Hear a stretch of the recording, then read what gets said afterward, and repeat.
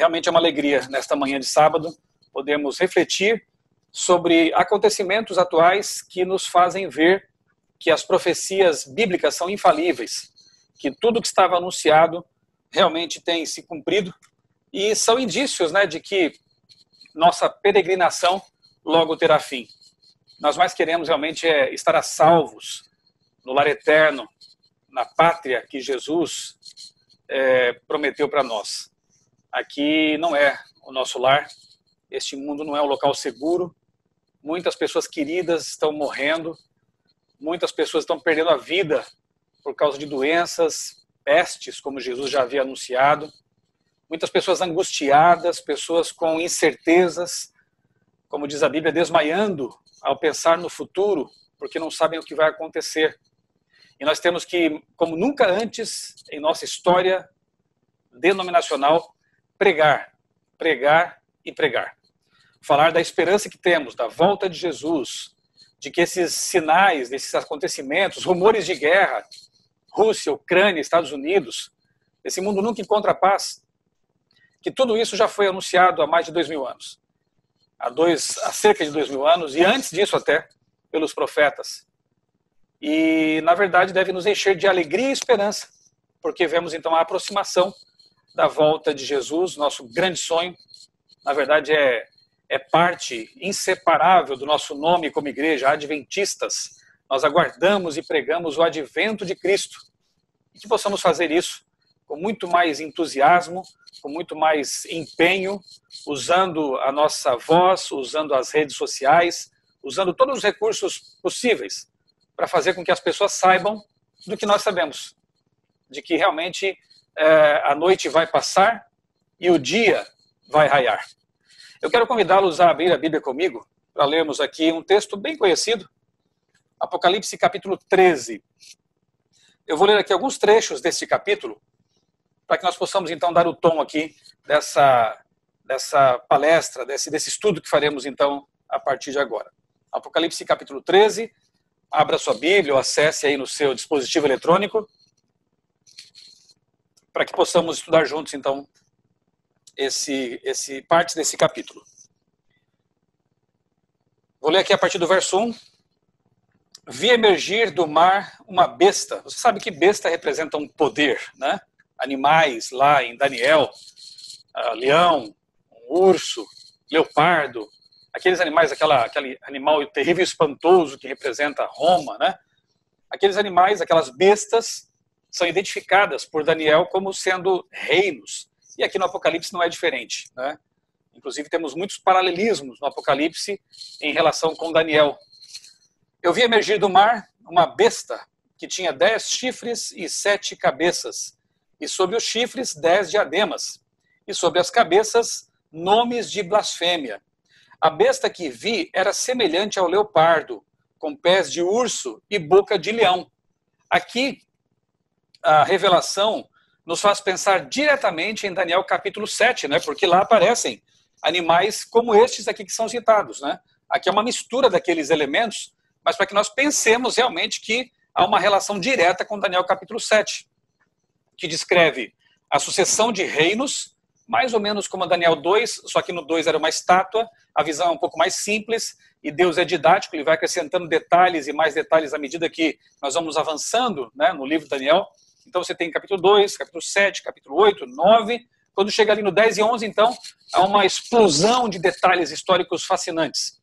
E o leão, o urso, o leopardo, eles representam a sucessão de reinos, a começar por Babilônia, depois Grécia, Roma, e então aparece uma ponta pequena, um chifre pequeno, que depois cresce, se torna poderoso, e que faz coisas espantosas como blasfemar o nome de Deus, usurpar o ministério sacerdotal de Jesus, falar blasfêmias, ou seja, se colocar na função de Deus, querendo parecer com Deus, muda os tempos e a lei. Então, essa besta do mar aqui em Apocalipse, ela é claramente identificada com aquela ponta pequena, aquele chifre pequeno que depois cresce e se torna poderoso, se intromete em assuntos religiosos, muda os mandamentos de Deus, blasfema o nome do Senhor. Pois bem, o texto continua. E o dragão deu à besta o seu poder. O dragão é Satanás, você sabe disso, né? E o seu trono e grande autoridade. Uma das cabeças da besta parecia ter sido golpeada de morte, mas essa ferida mortal foi curada. E toda a terra se maravilhou seguindo a besta. E adoraram o dragão porque deu a sua autoridade à besta. Também adoraram a besta, dizendo: quem é semelhante à besta? Quem pode lutar contra ela? Foi-lhe dada uma boca que proferia arrogâncias e blasfêmias, e foi-lhe dada autoridade para agir durante 42 meses. Esses 42 meses também aparecem na Bíblia como um tempo, 2 tempos, metade de um tempo, ou então, como aparece também aqui no Apocalipse e em Daniel, 1260 anos. São o mesmíssimo período histórico, que vai de 538 a 1798 depois de Cristo.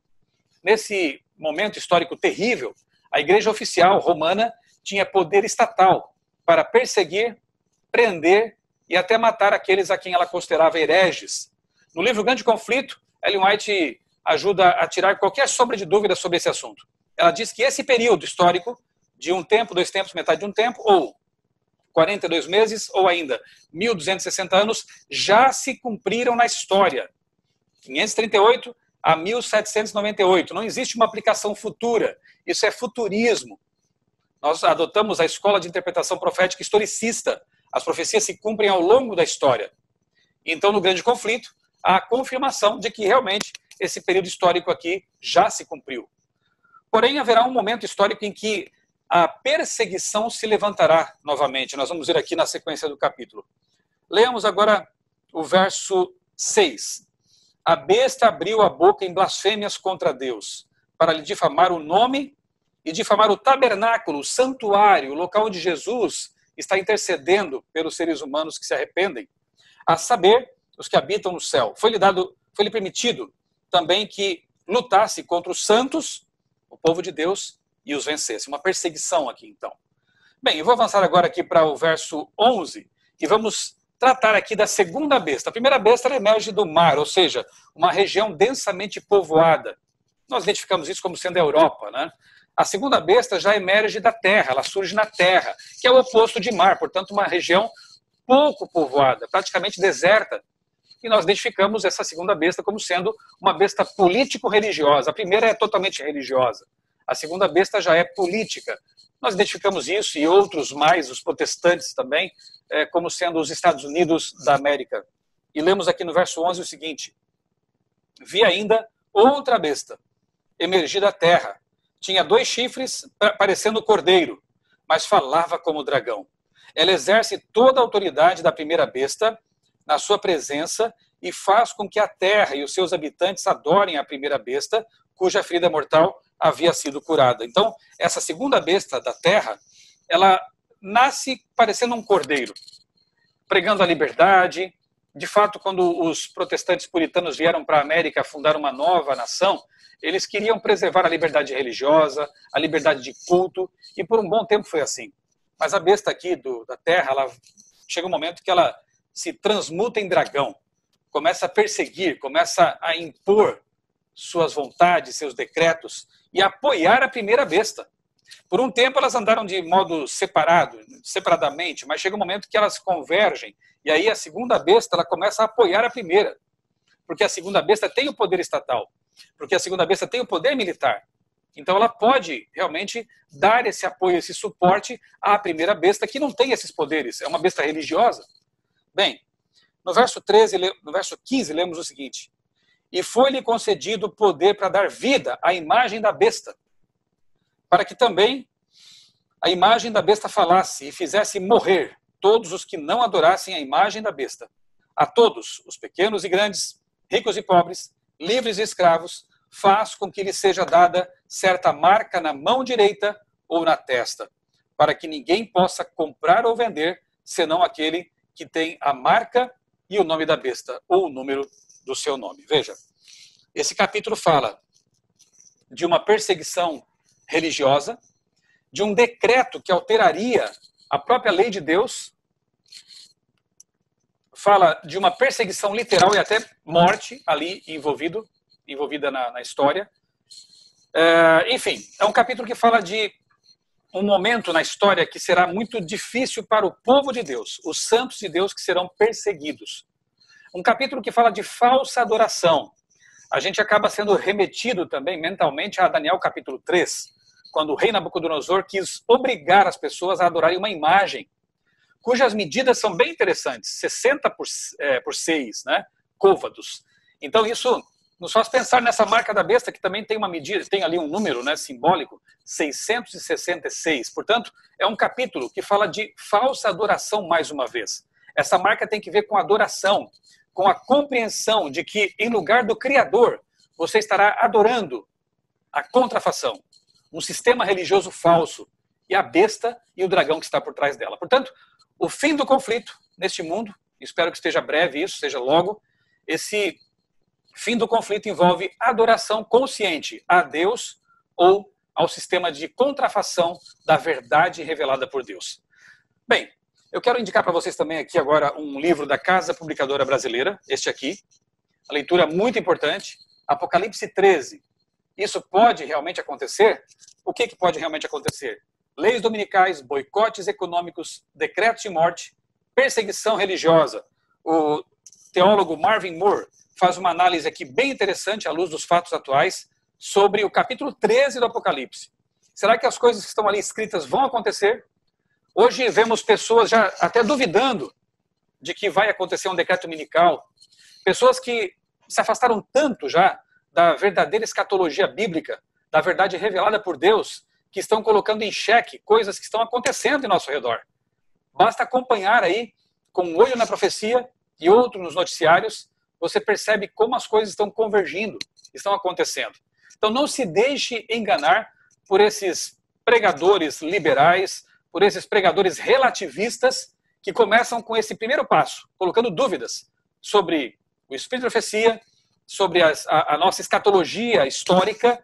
Já temos mais de 160 anos de entendimento desses assuntos, sobre a própria Bíblia. Chega um momento que essas pessoas acabam até abandonando o próprio Deus e abraçando o ateísmo. Muito bem, eu quero compartilhar com vocês agora uma apresentação que eu preparei em Prezi. E eu vou aqui expor uma série de informações, de citações de livros, de notícias atuais. Peço que vocês me acompanhem, então, procurando entender essa lógica aqui, né? Uma análise jornalístico-escatológica, o mundo depois do coronavírus e o decreto dominical. Já lemos então Apocalipse 13, esses versos aí que mostram duas bestas, blasfêmias e perseguição, uma adoração imposta, mostra ali a marca da besta. Muito bem. A gente sabe que a marca da besta não tem nada a ver com chip, com código de barras. De vez em quando eles vão mudando essa interpretação, porque as tecnologias também vão se alterando. O diabo não seria tão tolo a ponto de colocar um assunto tão sério que tem que ver com a adoração numa tecnologia, num chip, ou num QR Code, ou coisa parecida. A marca da besta é o oposto da marca de Deus. O selo de Deus é identificado na Bíblia como sendo o Santo Sábado, o memorial da criação. Basta você ler, por exemplo, Ezequiel capítulo 20, verso 20, para perceber que Deus ele considera o quarto mandamento como um selo, uma marca identificadora daqueles que o adoram como Criador. Um selo escatológico. Muito bem. O Apocalipse é o livro dos contrastes. Como tem o cordeiro, tem também o dragão. Há uma mulher vestida de sol pura e uma prostituta vestida ali escarlate, né? Então nós vemos os contrastes claros no Apocalipse. Tem a marca de Deus e a marca da besta.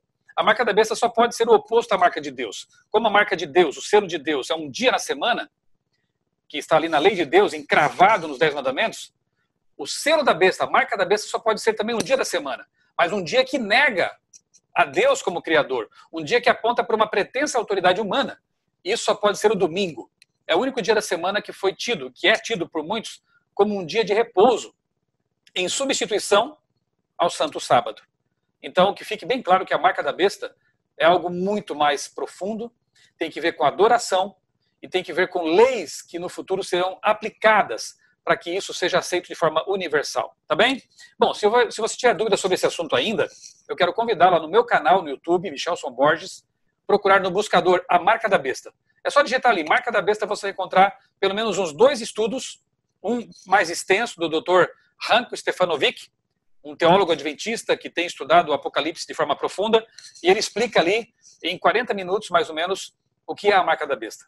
E há um vídeo meu também em que eu explico em bem menos tempo, de forma resumida, o que é essa marca da besta. Que não fiquem dúvidas sobre esse assunto importantíssimo. Tem muita gente hoje sendo enganada, levando a crer que a marca da besta seriam outras coisas. Isso é cortina de fumaça. Satanás lança essas falsas bandeiras por aí pelo caminho, para que as pessoas acabem se confundindo. Tem muitos youtubers aí hoje na internet falando do fim do mundo, falando do fim dos tempos, mas eu comparo esse pessoal com aqueles cachorrinhos que correm atrás dos carros, sabe? Eles correm. Quando o carro para, eles não sabem o que fazem. Vão morder o pneu, vão morder a lataria, né? Não sabem o que fazem. Então, muitos desses youtubers, que são seguidos, inclusive, por muitos cristãos e até adventistas, acreditam em coisas mirabolantes.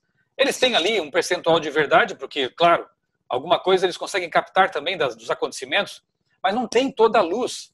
Não estudam a Bíblia, não estudam aquilo que Deus revelou ao seu povo. Nós não precisamos recorrer a esse tipo de coisa, né? E nos confundir com informações verdadeiras misturadas com muita coisa falsa.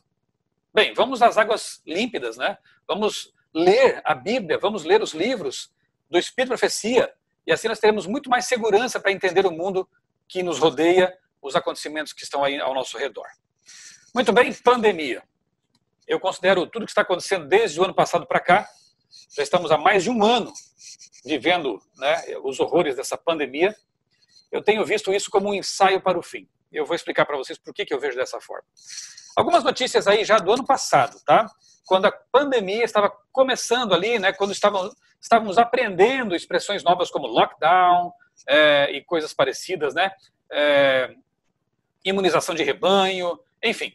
Estávamos aprendendo uma nova realidade. Um novo mundo estava se configurando diante de nós e nos pegou de surpresa. Essa notícia de abril do ano passado, mostrando que os governos estavam agora se valendo de rastreamento por meio de telefones celulares.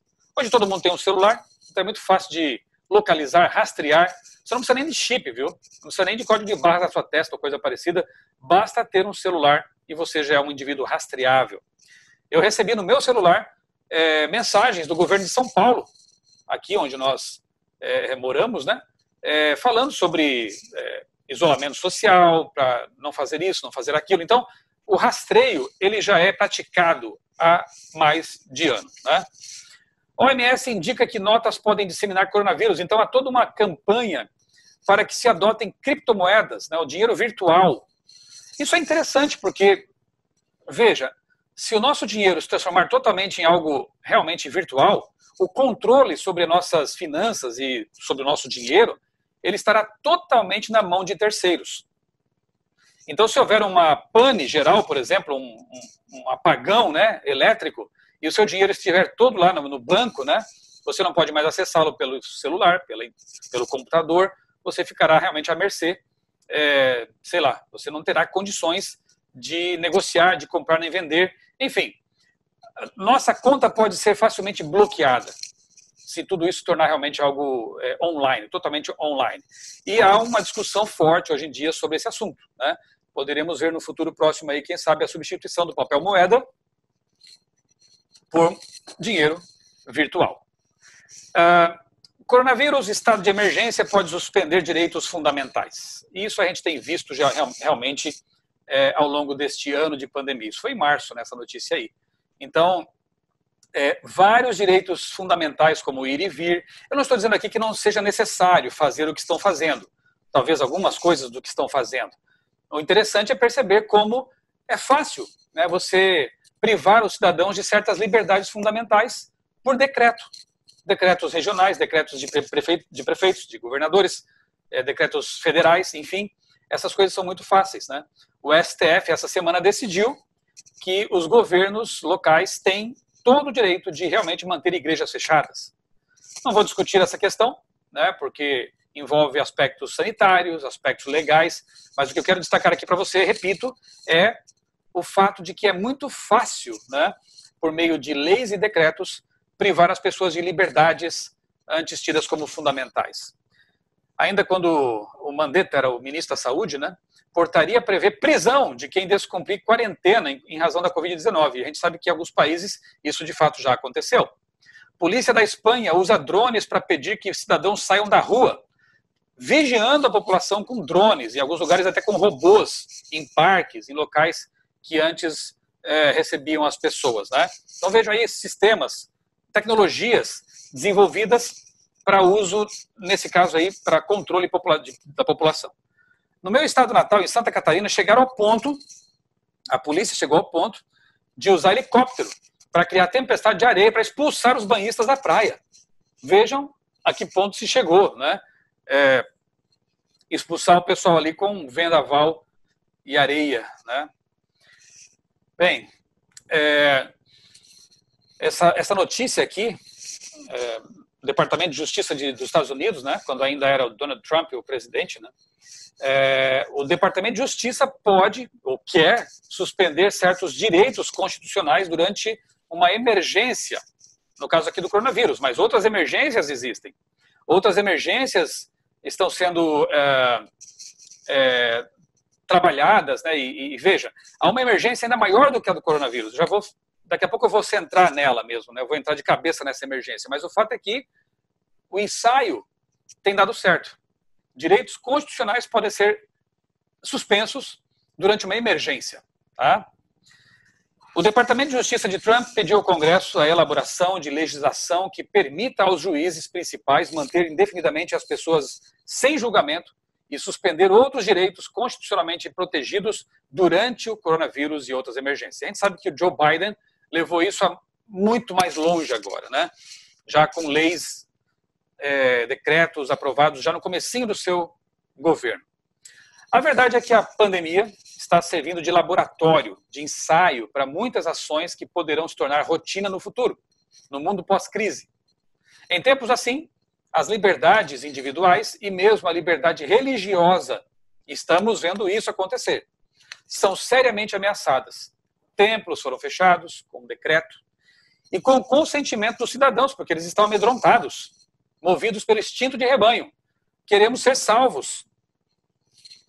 Não queremos morrer. E com isso, as pessoas cedem de forma livre a sua própria liberdade. Nós vimos isso, e eu até tenho no meu canal também uma palestra, em que eu comparo o 11 de setembro com essa nova pandemia. Coisas muito parecidas foram e estão sendo praticadas por conta da crise decorrente do acontecimento. Né? Então, em tempos de crise, coisas acontecem rapidamente, enfim. Né? O Estado tem autoridade para colocar na cadeia pessoas que recusarem a vacina. Isso no jornal de São Diego, dizendo isso aí, né? E também uma notícia do ano passado. Então vejam, eu também não estou aqui, por favor me entendam, eu não sou negacionista da vacina, já publiquei matérias na Vida e Saúde, da qual eu sou editor, enfim, eu oro para que as vacinas sejam efetivas e nós possamos ter aí uma imunidade, ou pelo menos uma redução da gravidade dessa doença. Né? Eu perdi meu pai faz quase 6 meses para essa maldita doença chamada Covid-19. Então, eu não posso ser o negacionista desse assunto. A doença existe, as vacinas têm que ser desenvolvidas, temos que tomar a vacina, mas eu não deixo de ver também as coisas que por trás de tudo isso são feitas e levadas avante, aproveitando-se, né, desta situação toda, ok? Há muita gente usando isso de forma política, vemos isso à direita, à esquerda, e realmente tem horas que a gente fica até irritado, indignado, porque uma coisa são as mortes, outra coisa é a ciência que produz as vacinas, e outra são os oportunistas, à direita e à esquerda, que tentam realmente politizar o assunto e acabam confundindo a população. Isso é muito lamentável. Avancemos aqui. Ambientalismo, a nova religião planetária. Agora eu vou mostrar para vocês a crise que já existia antes da pandemia, continua existindo e vai se intensificar após a pandemia, porque já estão linkando até os dois assuntos. Né? Eu já estudo esse assunto há praticamente 10 anos, ok? Em 2009, eu publiquei em meu blog, em meu canal no YouTube, estava começando o meu canal ainda, eu já tinha publicado ali uma palestra sobre ecumenismo. Não é ecumenismo, o ecumenismo é aquele movimento para unir as igrejas.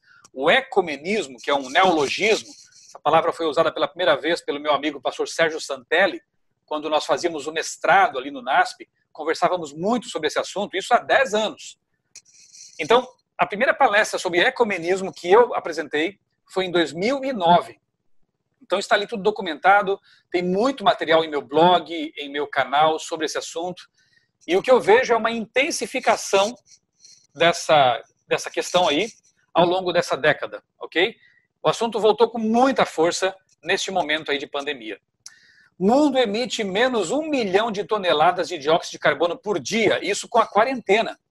Então ficou claro, perceptível, que realmente o mundo sofreu um efeito positivo quando as pessoas foram confinadas e não podiam mais dirigir seus carros, poluir o meio ambiente. Veja aqui no jornal L'Indépendant, jornal francês, dizendo que uma enorme crise de saúde como o coronavírus foi necessária para forçar os humanos a parar os maus tratos ao planeta. Veja que coisa, hein? Como se fosse uma coisa necessária, né? Foi boa. Obviamente que não, mas enfim. O fato é que eles perceberam realmente que, aqui na China, né? Lá no epicentro dessa pandemia, Wuhan, as emissões de dióxido de nitrogênio na região de Wuhan caíram de 10% a 30% entre 1º de fevereiro e 25 de fevereiro de 2020, quando do primeiro lockdown, em comparação com 2019. Outra foto aqui espantosa. Os canais de Veneza assim, limpinhos.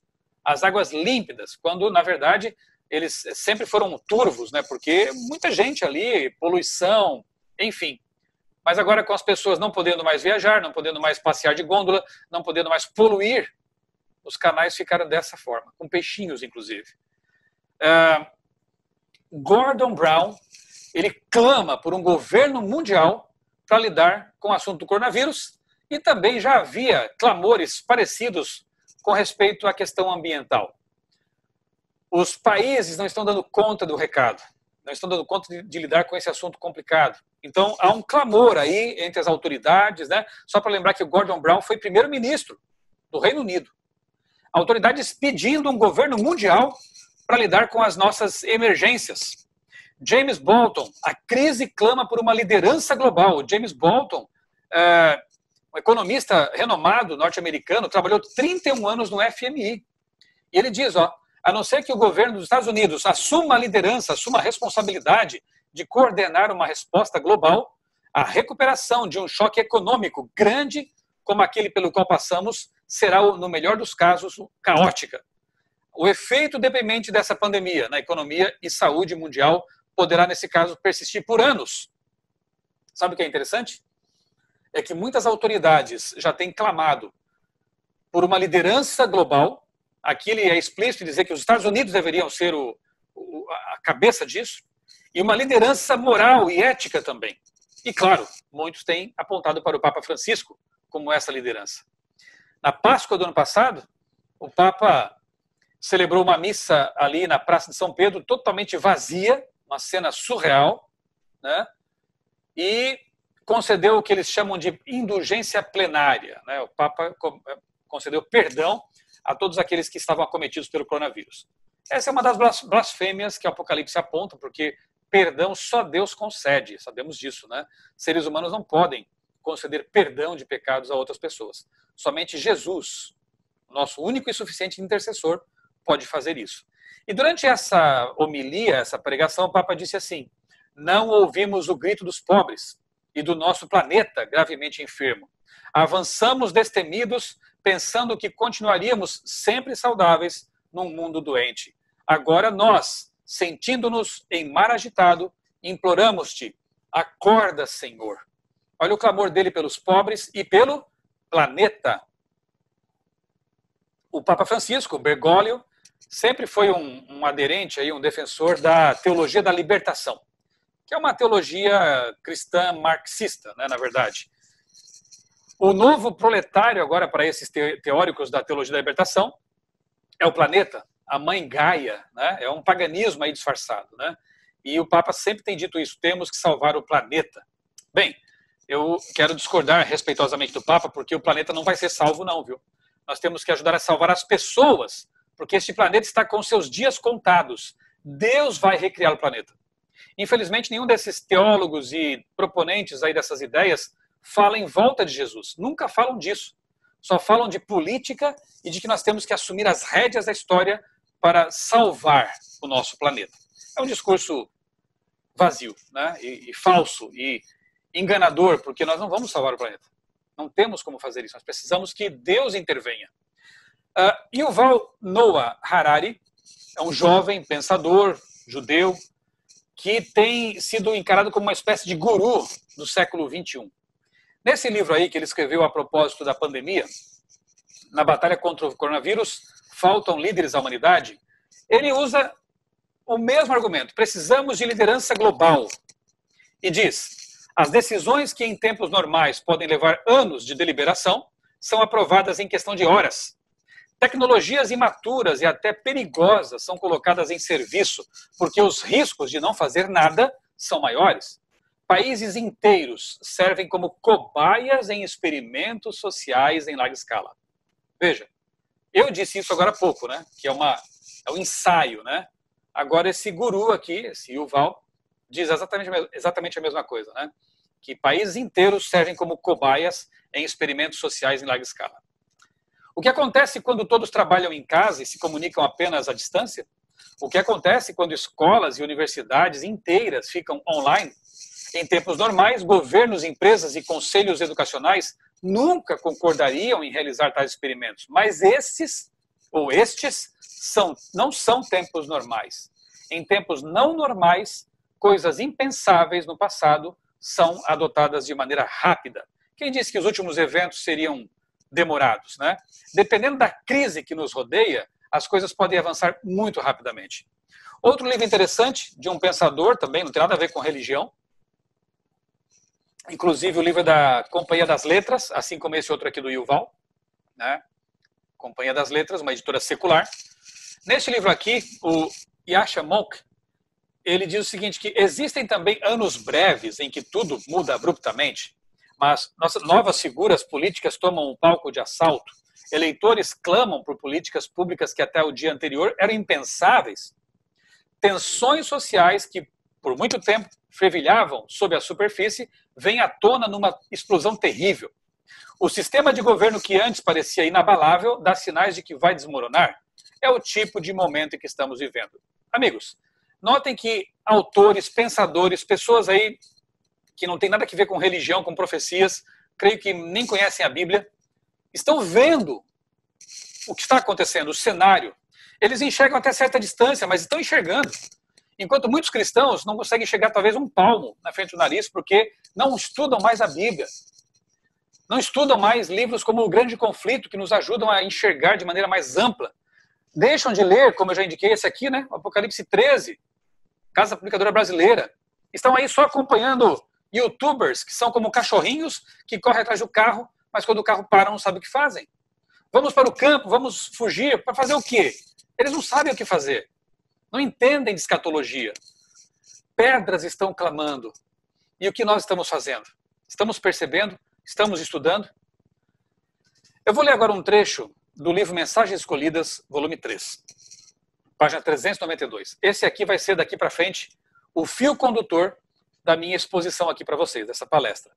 Ellen White, há mais de 150 anos, escreveu o seguinte: o chamado mundo cristão será o palco de grandes ações decisivas. Homens com autoridade promulgarão leis para controlar a consciência, segundo o exemplo do papado.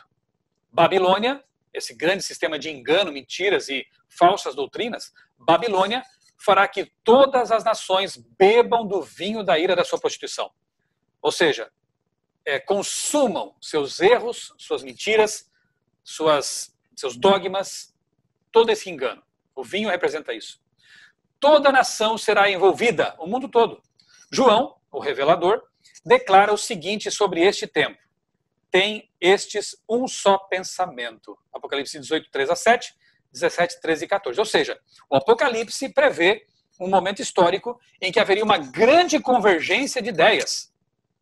Todas as pessoas estariam de acordo com alguma coisa, que ela chama de laço de união universal. Olha que interessante. Ela diz que haverá um laço de união universal, uma grande harmonia, um mundo tão desarmônico, tão conflituoso, mas alguma coisa vai ser um ponto de convergência. uma confederação de forças satânicas, e oferecem à besta o poder e a autoridade que possuem, livremente.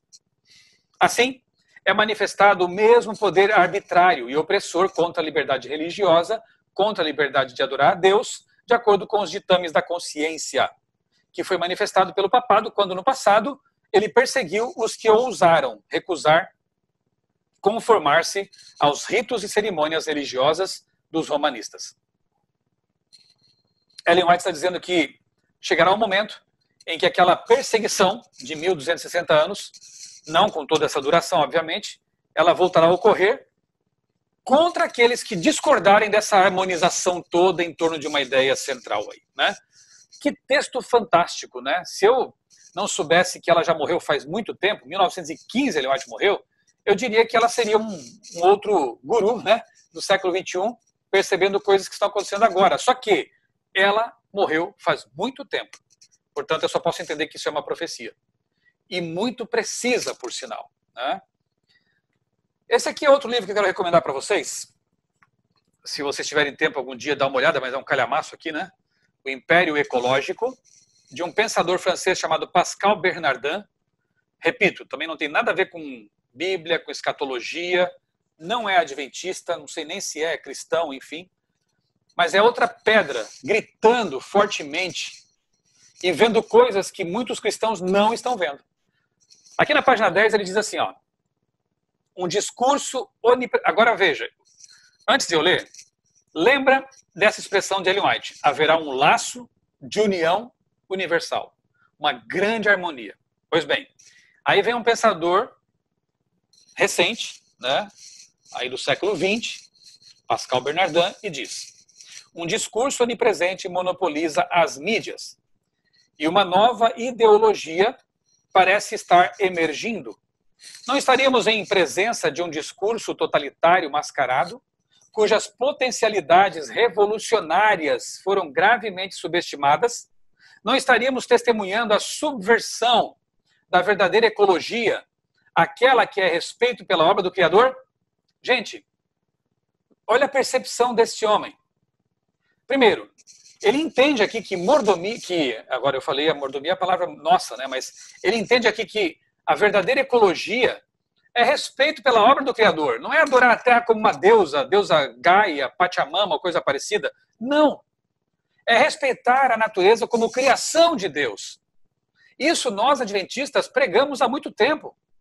Quando nós falamos de ecumenismo, ambientalismo e que há pessoas e poderes usando isso de maneira obscura, com interesses outros, não estamos com isso dizendo que não temos que ser pessoas, agentes de preservação ecológica, que não temos que lutar para manter o meio ambiente o melhor possível até a volta de Jesus.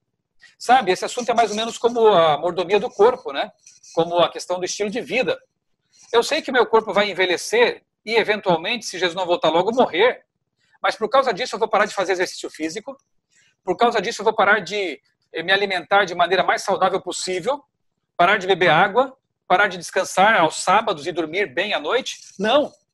A minha missão dada por Deus é cuidar deste corpo, deste presente, da melhor forma possível, até que ele seja depois destruído e eu receba de Deus de presente um novo corpo imortal. Assim também é com o planeta. Eu não tenho o direito de jogar papel no chão, de tomar banho demorado, de poluir o ambiente, só porque eu sei que a Terra um dia vai ser destruída e recriada. A missão que Deus nos deu neste planeta é de cuidar dele da melhor forma possível até a volta de Jesus. Infelizmente, bandeiras nos foram roubadas porque nós permitimos. Quer ver uma delas? A bandeira da ecologia. Há movimentos pagãos, movimentos espiritualistas, que têm feito mais do que nós nesse aspecto. Nós não podíamos deixar para trás esse assunto. A questão do vegetarianismo e da saúde, estilo de vida. Budistas, esotéricos e outros, e até atores de TV, muitas vezes seguem mais de perto as leis de saúde do que o povo que se diz de Deus. Uma bandeira que nos foi roubada e devemos retomá-la. Reforma de saúde é um assunto que já é nosso há mais de um século e meio. Mas como estamos lidando com esse assunto? Enfim, há outras, né? O criacionismo e por aí vai. Então aqui vemos um pensador secular enxergando coisas muito sérias. E ele diz mais aqui na página 12. Agora sim, lembre-se do que eu li há pouco no livro Testemunhos Seletos de Ellen White. A nova, aqui quem está escrevendo é o Pascal Bernardin, esse pensador francês. A nova ideologia deverá fornecer um princípio central e unificador. Ele só usou outras palavras. Ellen White disse, haverá um laço de união universal, uma grande harmonia. O Pascal diz, um princípio central unificador. Qual seria esse princípio central unificador? Qual seria esse laço de união universal sobre o qual Ellen White escreveu? Um princípio central unificador em torno do qual a sociedade mundial poderá se construir e se definir. Esse princípio deverá formá-la por inteiro, permiti-la definir tanto os objetivos sociais quanto as normas de comportamento individual. Ser aceito pelos povos do Ocidente e do Oriente, do Norte e do Sul. Ele deverá evitar confrontar qualquer sensibilidade religiosa. Tanto faz a sua religião, venha. Ou mesmo ideias filosóficas, tanto faz. Mas, ao contrário, fazer avançar a causa sincretista e a aparição de uma religião mundial. Isso me arrepia, viu, gente? O surgimento de uma religião mundial. Esse princípio, ou esse laço de união, como diz Ellen White, deverá também permitir ao poder mundial intervir diretamente ou não em todos os setores da sociedade. Já está acontecendo isso, no ensaio pandêmico. Ele, esse princípio central unificador, ou esse laço de união universal, ele deverá permitir a instauração de um governo mundial. Era tudo o que o pessoal aí da chamada nova ordem mundial queria. Um governo mundial, uma religião sincretista mundial, todos unidos em um mesmo ideal, sob uma mesma bandeira. Que princípio central seria esse? Que laço de união seria esse? Em 2009, eu publiquei na Revista Adventista, quando eu era o editor do Espaço Jovem da Revista Adventista, um pequeno artigo com esse título aí, ó. Aquecimento global é a nova religião. Na época, alguns me acharam um pouquinho exagerado, parecia fanatismo, sensacionalismo. Isso foi em 2009, tá? Eis que,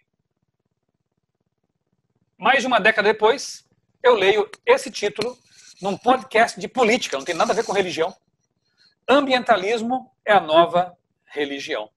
Quase a mesma chamada, né, o mesmo título que eu dei há uma década, né, para essa pequena matéria que eu escrevi aqui. Né? Quanto eu saiba, aqui foi a primeira vez que foi usada a palavra ecumenismo oficialmente na nossa literatura adventista. Aqui está a palavra, ó. Ecumenismo. 2009. Aí vem um podcast de política e diz que realmente o ambientalismo é a nova religião. Colocaram até aí uma santa, né, entre aspas, né, Greta Thunberg, como a padroeira, digamos assim, né, da nova religião mundial. Sínodo da Amazônia consolida Papa Francisco como líder na defesa do meio ambiente. Muito mais do que a Greta, o Papa Francisco tem se destacado como campeão do meio ambiente. Você sabe, não custa lembrar que em 2015 o Papa Francisco publicou uma encíclica, um documento oficial, né, papal, com o título Laudato Si. E uma das seções desse documento trata exatamente do domingo como dia de repouso. A proposta do Papa é a seguinte: se nós pararmos pelo menos um dia por semana, fizermos um lockdown semanal, digamos assim, né, uma quarentena semanal, de um dia, o domingo, nós vamos então ajudar a natureza a se recuperar, porque haverá menos emissão de gases poluentes, as pessoas poderão ficar em casa, ir à igreja, passear com a família, ali num parque, né? Mas nada de consumismo, nada de poluição, um dia do meio ambiente. Ele tem chamado o domingo de isso aí mesmo, né? O dia verde, né? O Green Day, o dia para a Mãe Terra repousar e se recuperar.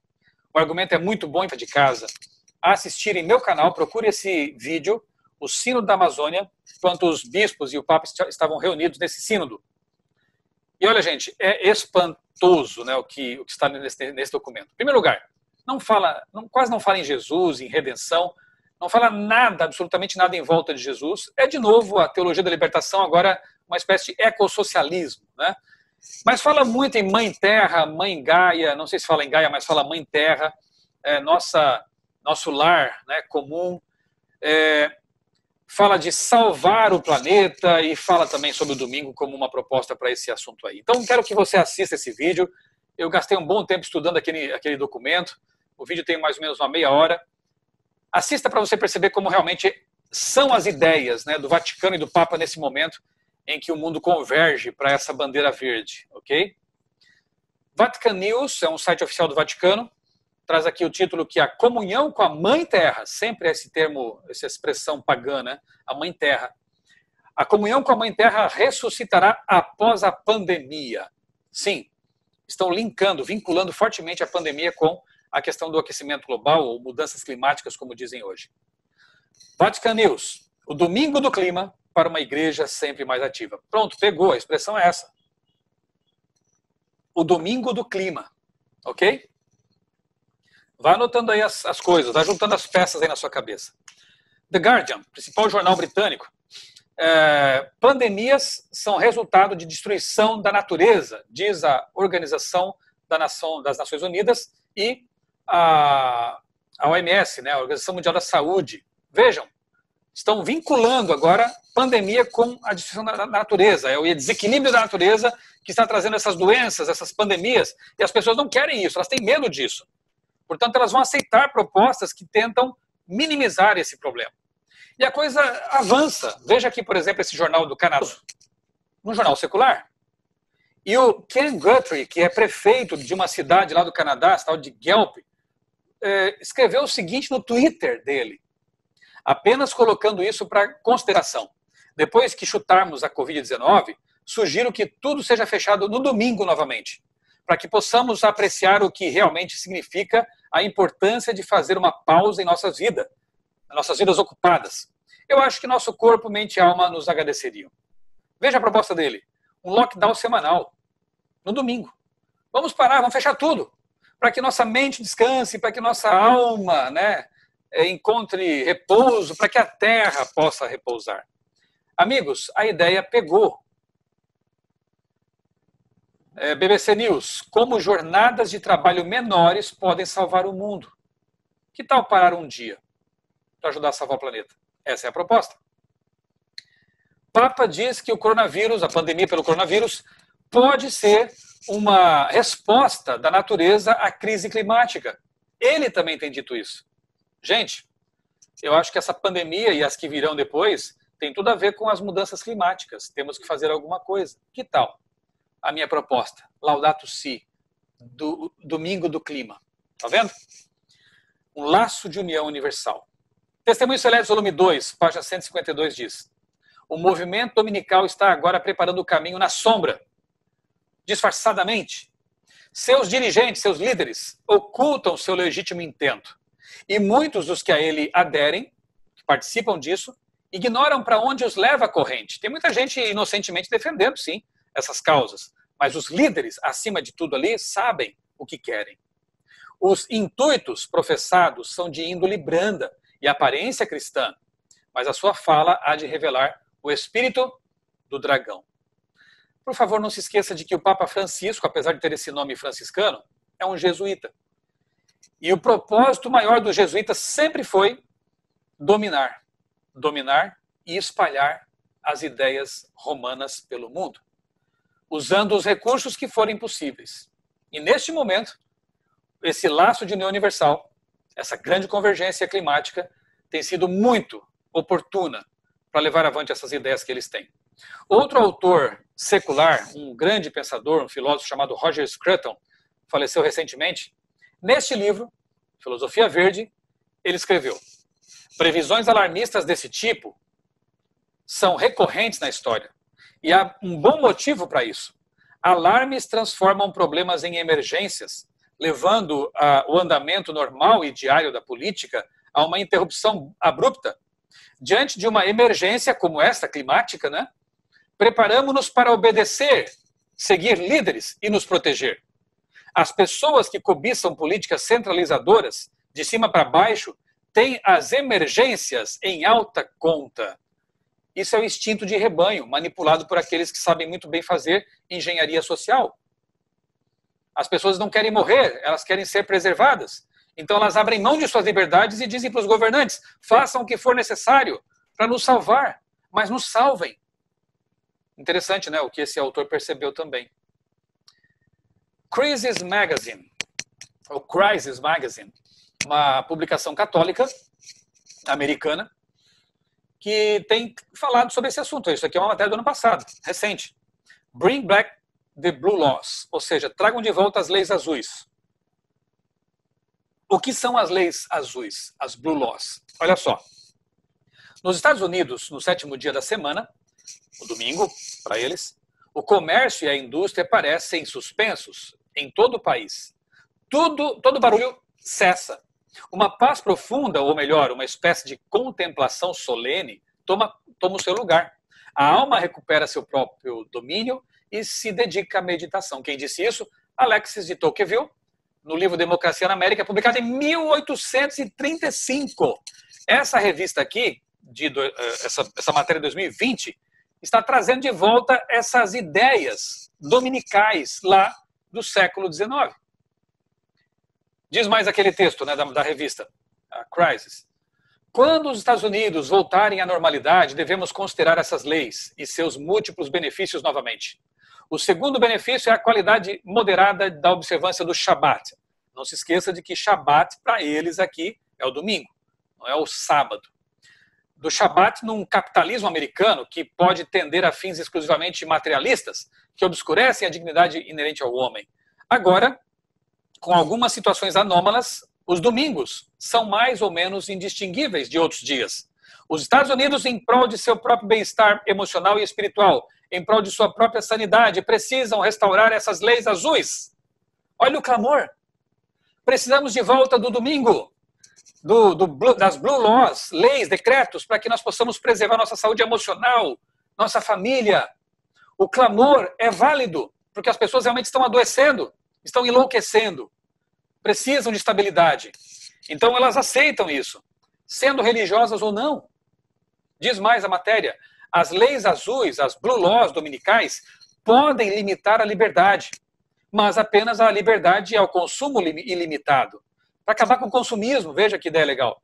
Se promulgadas de maneira prudente e focada, elas podem cultivar a virtude, fortalecer a vizinhança, proteger as pequenas empresas. Mais importante, elas podem ajudar a promover a oração e a paz. Agora, quando os Estados Unidos mais precisam disso. Que apelo forte esse, gente, para trazer de volta as leis dominicais. Isso não é só na América, isso é na Europa também, já há um bom tempo. Essa European Sunday Alliance vem pedindo que as pessoas na Europa reservem o domingo para um dia, para ser o dia da família, o dia da natureza, um dia de repouso. Um movimento laico europeu, que conta com o apoio do Parlamento Europeu. E atualmente tem falado muito por aí também sobre esse assunto. European Sunday Alliance. Pesquise sobre isso, você vai se surpreender. O jornal The Guardian, já citado aqui, também apoia essa iniciativa e eles chamam isso de Slow Sunday, uma simples solução para o aquecimento global. Isso aí é de 2009, tá? Não é de agora. Eles já vêm apoiando essa causa, esse movimento, já faz um bom tempo. Agora, com a pandemia, isso foi acelerado demais. Esse que é o dado interessante. O Papa Francisco defende o fim do trabalho aos domingos. Medida é benéfica para todos, fiéis ou não, argumenta o pontífice. Então, não importa se você é judeu, ateu, católico, protestante, parar um dia vai ser bom para a sua família, vai ser bom para os trabalhadores, isso é justiça social.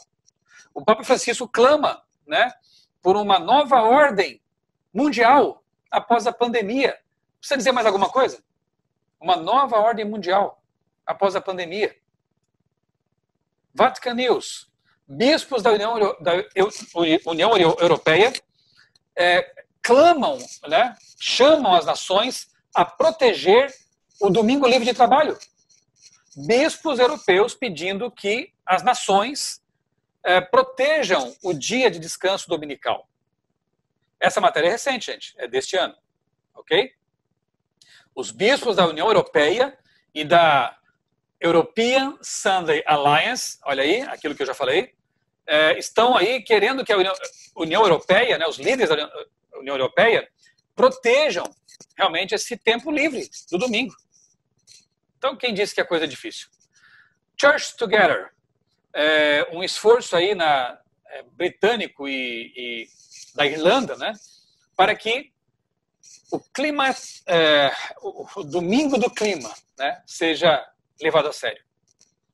Igrejas locais em toda a Bretanha, a Grã-Bretanha e na Irlanda estão sendo encorajadas a focar nessa questão do clima, né, e no domingo como um dia do clima.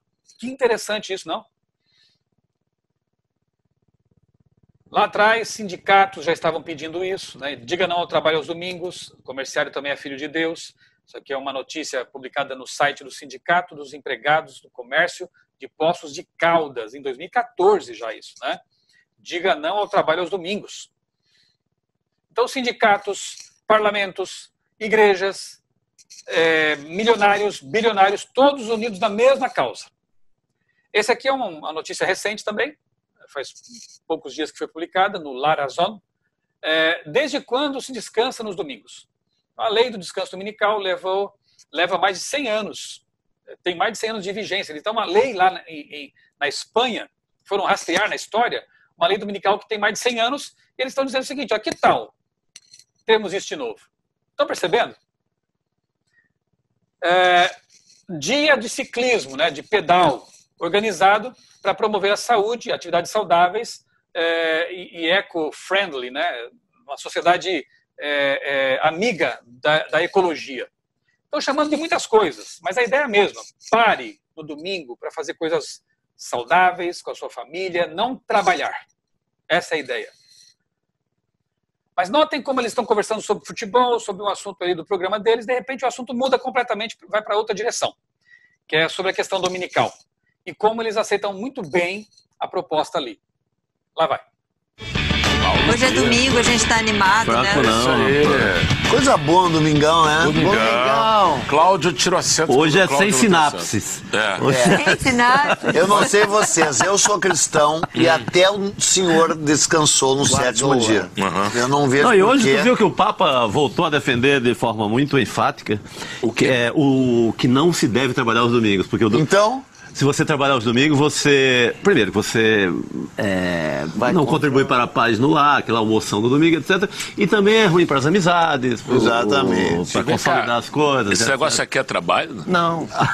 pra mim é Isso aqui que vocês importante. Pra fazem mim aqui Porque tu faz outro trabalho além desse? Hein? Tu faz outra coisa Mas é mesmo. verdade, a Faço, Igreja trabalhos Católica manuais. impõe tantas coisas ao governo e o governo cede. Por que a gente é obrigado a trabalhar no domingo? Por quê? Eu acho que a Esse tem Igreja que ser o Católica tema de devia hoje. fazer Vocês assinam uma pressão. Vocês assinam um Vai ser contrato sem proibido. lei. Você Eu precisa me lembro. mesmo, pelo bem Você da assina família, contrato sem lei. pelo bem dos filhos que estão carentes de Não é legal paz. até? Bem, você percebeu ali que, em dado momento, a Maitê Proença, né, a apresentadora, ela faz uma proposta, ela simplesmente diz assim, olha, eu acho que a Igreja Católica deve fazer uma pressão, né, para que haja algum tipo de legislação ou coisa parecida, né?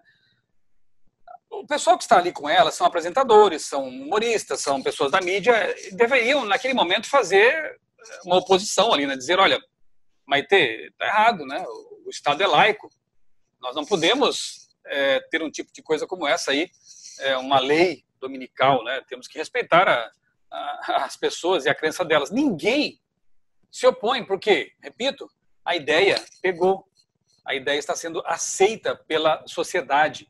É preciso ter um dia de descanso. Não sei quantos aí já viram essa... Deixa eu voltar aqui. Um instante apenas. Eu acho que acabou voltando para o início aqui, mas eu já ajusto aqui. Já ouviram falar do Great Reset? É uma iniciativa aí proposta pelo Fórum Econômico Mundial de recomeçar tudo, a economia, após essa pandemia. Isso é muito interessante. Eu também gravei um vídeo no meu canal, quero convidar vocês depois a assistirem, né? Mais uma tarefa de casa aí para hoje à tarde. The Great Reset. A nova ordem mundial e o substituto humano para a recriação de Deus. Por que eu coloquei assim? Porque, na verdade, mais uma vez, não se fala nada em volta de Jesus, em Bíblia. A questão é econômica apenas, ambiental. Nós temos que recomeçar tudo, né? Uma nova ordem mundial. A expressão vem sendo usada bastante aí por essas autoridades e também pelo Papa. Muito bem, alguns até chamam de economia de Francisco, isso aí, né? Para vocês verem como as coisas estão entrelaçadas realmente. Para quem ainda acha que é impossível leis antes rejeitadas serem aceitas rapidamente por um país, eu vou dar um exemplo aqui. 26 de junho de 2015, foi aprovada, da noite para o dia, uma lei que antes tinha assim, uma ideia que antes contava com oposição em alguns estados. Nem todos os estados dos Estados Unidos aceitavam essa questão aí, que foi a aprovação de casamento coloco entre aspas, porque para mim casamento bíblico é uma coisa só, né? É a união entre um homem e uma mulher numa relação heteromonogâmica, mas enfim, a aprovação de casamento de pessoas do mesmo sexo. Na maior nação protestante do mundo, a Suprema Corte aprovou então isso, com diferença de apenas um voto, ali entre os juízes da Suprema Corte. Houve muita festa, muita comemoração, mas também houve muita revolta, muita manifestação contrária, enfim, como acontece nas democracias, né? Mas o que me chama a atenção é que uma nação protestante, né, que nasceu ali com ideais protestantes bíblicos, aprovou uma lei que contraria a palavra de Deus, com diferença de um voto apenas da Suprema Corte. Naquele momento lá, quando eu acompanhei essa notícia, eu me lembrei de um texto de Ellen White, no Maior Discurso de Cristo, página 63 e 64, em que ela diz assim, ó: então tiveram origem o casamento e o sábado, instituições gêmeas, para a glória de Deus, no benefício da humanidade. Então, ao unir o Criador às mãos, o santo par, em matrimônio, dizendo, um homem deixará o seu pai e sua mãe, e apegar-se-á à sua mulher, e serão ambos uma carne, enunciou Deus a lei do matrimônio. Para Deus é uma lei. Homem e mulher unidos pelos laços do matrimônio, para Deus é uma lei. Assim como o sábado. Bem, aquilo que o próprio Pai Eterno declarou bom era a lei da mais elevada bênção e desenvolvimento para o homem. Portanto, queridos irmãos e irmãs, uma lei de Deus foi quebrada em 2014 na América protestante. A outra lei, a outra instituição edênica, está em vias, está quase para ser quebrada também. E essa, com certeza, vai ser muito mais fácil do que foi esta lei do matrimônio. Porque as pessoas estão preparadas para aceitar tranquilamente esse assunto. Assim que Joe Biden foi eleito, ou declarado eleito, ele fez uma ligação.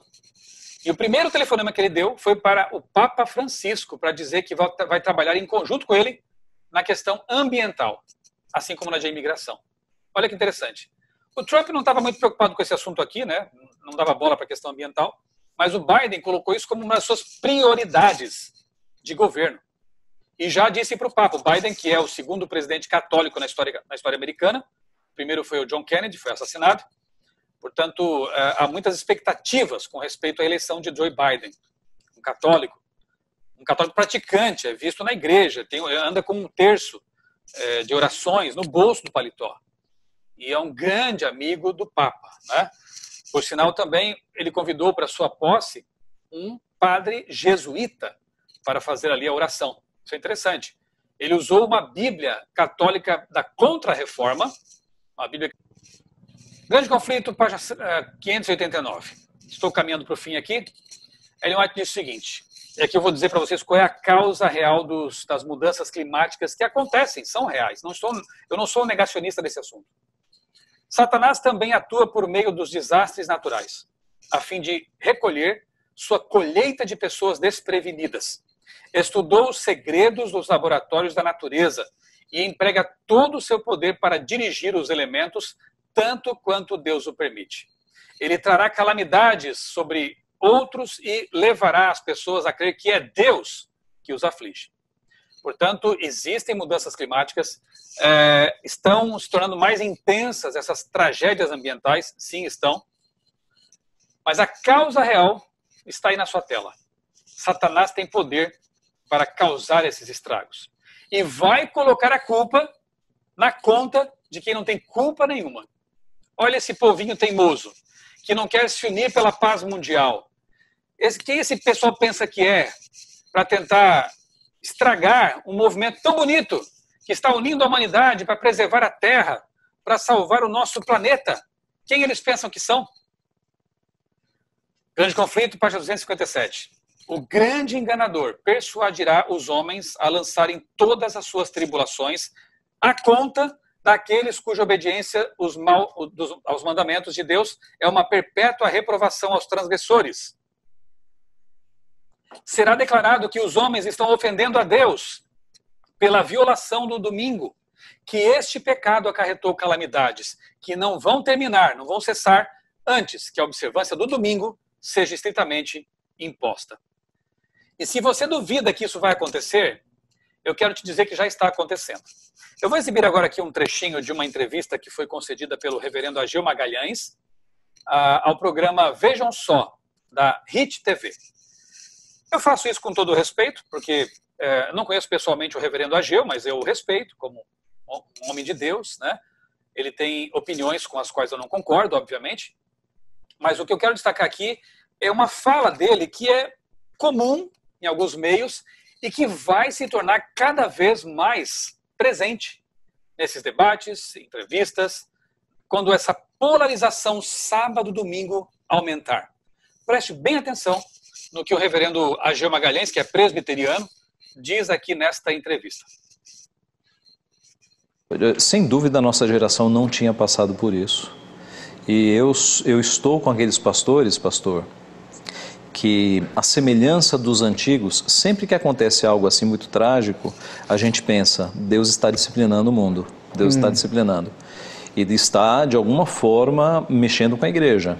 Esse é o momento, não é momento de festa, esse é o momento de a gente falar o que Deus está querendo nos ensinar com essa pandemia. Pode ser o braço do Senhor. Eu lia há pouco tempo atrás o livro do Packer, Entre os Gigantes de Deus, que é um livro que fala do período lá dos puritanos. E ele dava o exemplo de dois pastores, pensando exatamente assim. Quando aconteceu uma grande guerra na época deles, eles pensaram, por que Deus está nos disciplinando? Que pecado nós temos cometido contra Deus? E não precisa ir muito longe para ver que o mundo evangélico de hoje, ele despreza muitos dos mandamentos de Deus, né? Inclusive a guarda do domingo, que é um mandamento esquecido. Quem é que guarda o domingo hoje no mundo evangélico? Pouquíssimos. A geração dos nossos pais e dos nossos avós davam muito valor a você no domingo não fazer nada, devotar-se às coisas de Deus. A geração atual esqueceu isso. O que é guardar o domingo, reverendo? É você focar manhã, tarde e noite em exercícios devocionais. É você focar o seu dia nas coisas do Senhor. É você participar das atividades da igreja todas. É você não trabalhar nesse dia. É você nem pensar, é você descansar sua mente, não pensar em questões de trabalho, é descansar tua mente. Então, você se devota ao Senhor o dia inteiro, você pratica obras de misericórdia, que é visitar pessoas doentes e questões assim, ajudar pessoas. E é também o descanso, né? Então, devoção, descanso do corpo e obras de misericórdia. Eu creio que a geração evangélica atual tem desconsiderado isso. Conheço alguns crentes que frequentam estádio de futebol. Em pleno domingo. Não deveria. Nós temos 6 dias para fazer as obras seculares, né? Deus, na criação, santificou o 7º dia. Nós sabemos que em Cristo, quando Cristo ressuscita, e Ele é o Senhor do sábado, Ele pode fazer a mudança, a igreja passa a seguir, a guardar o 1º dia da semana, né? Então há coisas que a gente faz em 6 dias, mas esse dia é especial para nós nos concentrarmos nas coisas de Deus. Será que isso não é uma decorrência, reverendo, esse descaso para com o domingo, uma decorrência da falta de observar o primeiro grande mandamento? Com certeza, com certeza, com certeza. Aliás, é interessante, pastor, a geração atual até teme quebrar a 2ª tábua, né? Até teme, puxa vida, eu não posso matar uma pessoa, Deus vai me punir, mas não teme quebrar a 1ª tábua. Não teme. Por quê? Porque teme mais a homens do que a Deus. Teme mais a punição humana do que a punição divina. Nós deveríamos ter o mesmo temor de quebrar o dia do Senhor ou de blasfemar contra o nome do Senhor do que cometer um assassinato. Por que a gente teme mais a punição civil do que a punição que vem de Deus? Percebe? Isso é grave. E aí a pandemia é um momento de recolhimento em que você pode... Que lugar tem Deus na sua vida, né? Eu acho que Deus, ele está pesando a sua mão sobre as nações. Você percebeu a última fala, né? Eu acho que Deus está pesando a mão sobre as nações, porque não estão guardando o domingo como deveria.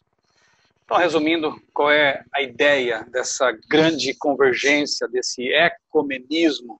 Precisamos salvar o planeta, precisamos salvar as famílias, precisamos conter o consumismo, precisamos de paz e saúde mental. Então, nós precisamos...